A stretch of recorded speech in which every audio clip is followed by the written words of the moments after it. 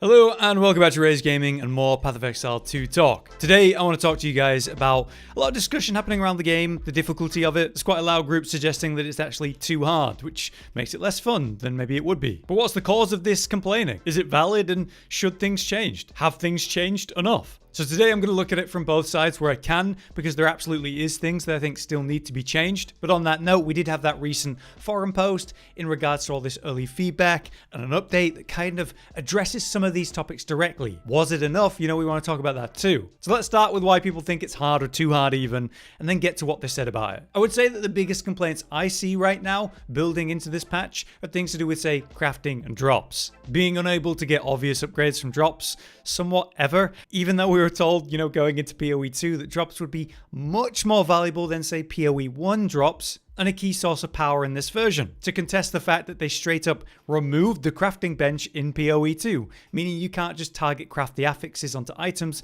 like you'd want. I like the reasoning behind this concept, but right now, obviously, things needed addressing and we have had a change. And on the topic of the crafting, where orbs used to craft basically don't drop enough at all, you're just not getting the items or affixes you want from drops, or able to craft it with all the RNG involved in the limited supply, being basically unable to get regular upgrades, meaningful ones anyway, through crafting and through drops. Now, it's something I've talked about a lot in that NPCs, the traders, the merchants, this is where you're getting your primary source of weapon upgrades or armor upgrades or whatever it is. I would say that 80% of what I'm wearing at all times comes from a purchase I've made from a vendor. And I think a big group of people just weren't making use of that properly, or the fact that it refreshes as you progress, you level up, you progress the act, offering new things that are probably higher eye level and better. And every now and then there's something that's really good there that only needs like a little bit of crafting with the limited resources you have to really turn into something potent. Regularly upgrading, especially your armor, the equipment you're wearing beyond just your weapon, is really important because the higher eye level, the bigger variance, the bigger potential of the affixes to roll on it in terms of the numbers. So it could be the difference of, say, an item having maximum plus 20 armor, and then a much higher eye level item has the same thing, increased armor, but the roll is like 100 or 200 armor. Like, it's way more. So you need to be upgrading your gear by regularly updating your sets, but not getting that from drops and not really being able to craft as much, I think was a big pain point. And again, why I think people aren't using the vendors remotely enough to help fix their element res and the defenses and keep the eye level of their gear going up and up as they progress through the game. As the eye level of your jewelry like rings goes up, you get significantly more element resistance from these slots. Letting that fall behind is just another big mistake I think people are making. The problem is if you get unlucky with the resources, it doesn't hit how you need it to, and then you're just screwed because you've got none left. This is now changed post-patch with the greater improvements to currency drops and how that works, as we're going to get into and talk about shortly.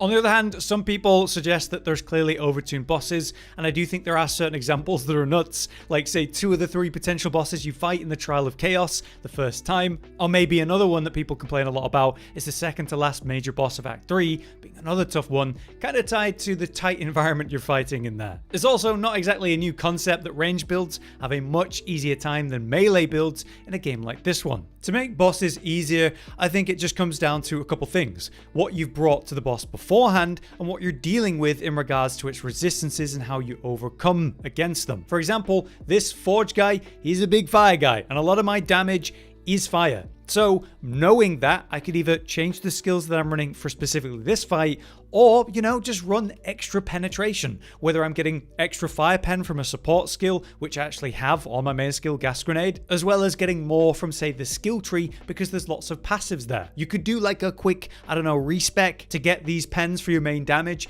if you're dealing with a boss that is literally resistant to your primary source of damage. It won't come up often, but when it does, it's obviously causing a lot of issues. Not to mention, you definitely want to be running some kind of armor break. A lot of these monsters, these bosses, they have armor that you must break through, and that allows you to do Big Burst. I run the support skill Devastate on my flash grenades. So when I get a hard stun with my flash grenades, which happens pretty quick, the armor breaks, then I do the following burst during that period of armor break, and suddenly I'm doing a lot more damage despite this armored nature. Obviously, I've alluded it to there, but comboing attacks attacks is very important in this game. It's kind of like a different damage multiplier that exists within it. Knowing that A goes into B into C is a lot better than spamming one button and not really doing anything. They've given us this ability to swap weapons, swap skills smoothly. They want us to build and spend. They want us to set up and then explode with a follow-up. Understanding what works in unison, in synergy with your class and build is vital. And sometimes it needs to be catered around the boss you're fighting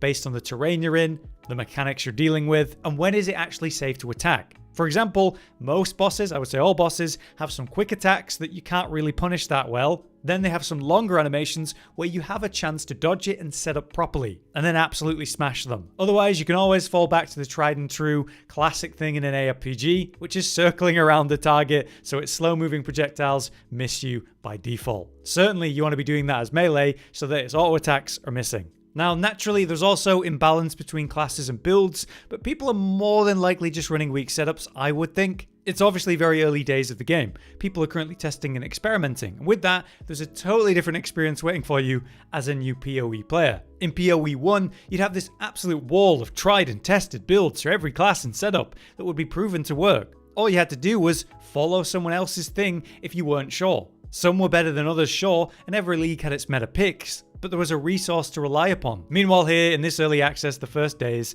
we're all learning and working stuff out. The resources you have are very limited. It's definitely going to get easier though. More people are starting to share what's working for them. I've been doing it too, but I do think that has a big impact on the perceived difficulty as well. So moving on from that, let's now talk about a few things I would like to see. I'm not ever expecting perfect rolled items to drop, ever really, but I do want the chance to find something that's a good base to build on, or something that's close enough that I can craft on. There's been multiple times for me so far where I've used everything I've stocked and saved to upgrade an item, to magic, to rare, to get some affix rolls, and it just doesn't work out. And then my limited resources, they're gone. For me, say as an example with mercenary, I need a crossbow with high physical damage on it, so the affix there that increases it by a percent by a large amount is vital. When I reach the next act or progress far enough to increase the eye level potential of my crossbows, I want to upgrade the weapon. Logically I should be able to, but often I just couldn't because it didn't have that physical percent increase affix. Finding that affix is rare already, but crafting it's even rarer. And with no crafting bench to attempt the specific affixes we're aiming for, it's RNG. So the changes that they've made are quite hopeful for that concept. For item changes, they said that one of the major problems that players have been experiencing is feeling the game is not rewarding enough. They need to be careful when addressing that kind of concept, but they say they've identified a few key areas that will significantly improve the experience players are having, and they're going to talk about a few things. I'm not sure that's going to mean better drops across the board, but in regards to the unlucky drop protection, I do think that'll change things. So they say about this, we've identified an outlier of unlucky drops. Say a unique boss drops badly, and early on, that could be a major disappointment, leading you to be weak for a little while. The whole no more than 50% of a unique monster's drops can actually be gold though, that should be interesting as they say. It should mean that there's more items dropping in general. So we'll see what they mean in regards to this passive item change stuff,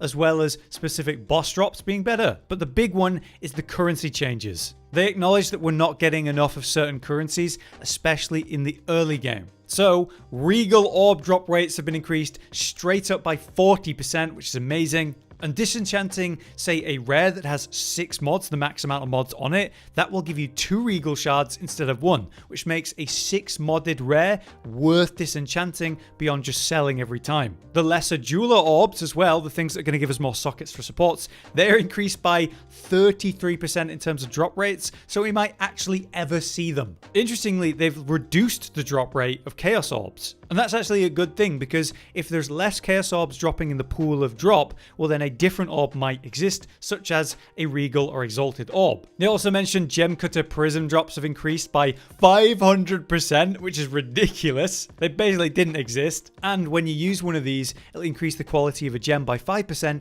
instead of a tiny 1, which is nice. That's a big buff. Overall, I think this is a great start. If it's not enough, we need to continue to provide more feedback, but I do think this is making a world of difference already.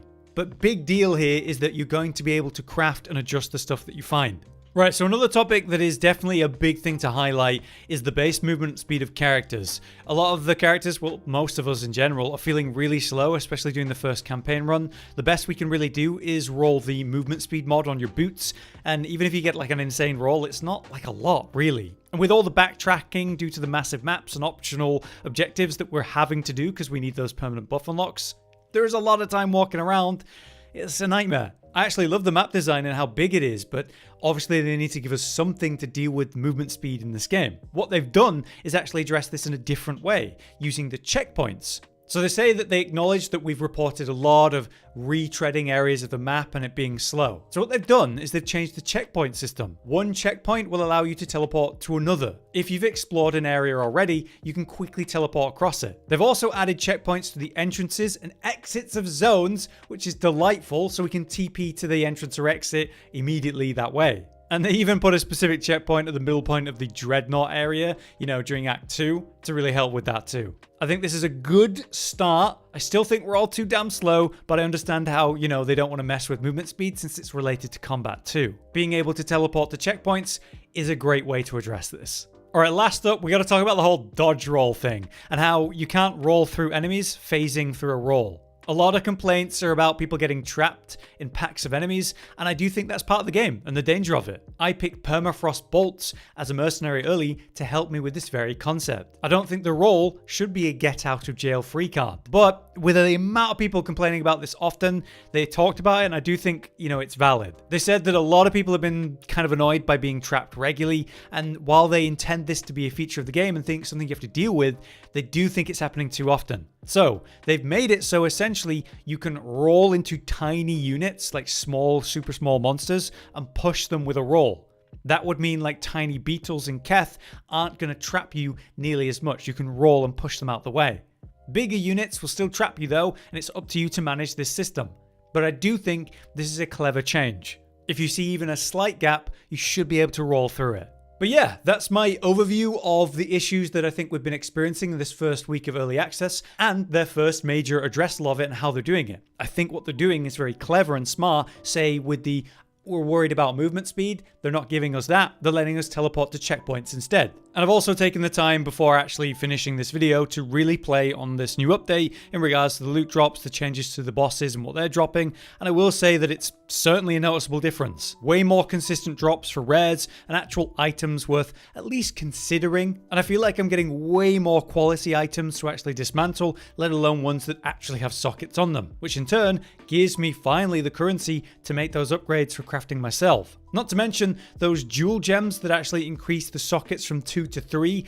I've had 2 drop within like 2 minutes of each other, which before literally just didn't happen. I could not find a single one outside of that one you get in the basket in Act 3. So yes, I'm really feeling these changes. And from looking at reports similar to this on Reddit, I do think they've done a good job with massively improving the drop rates and letting us actually craft. Let us know what you think of these changes and if it's going to be enough. Is there any other feedback that you think should be talked about and wasn't? For now though, I've been Hollow, you've been you. Thanks for watching. See you next time.